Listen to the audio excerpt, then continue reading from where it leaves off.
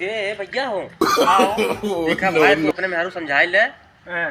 अब घर अगर ऐसे कहीं तो घर दुआर न चल पाए। काम अपने मेहरारू समझाई ली।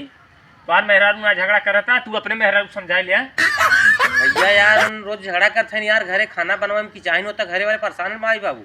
माई बाबू परेशान है, तू अपन संभाल ला, हम अपन संभाल ली। बस इतने का और कुछ ना। अरे यार भैया हम दोनों जने भाई है यार, मेहरू तू बेगाना है।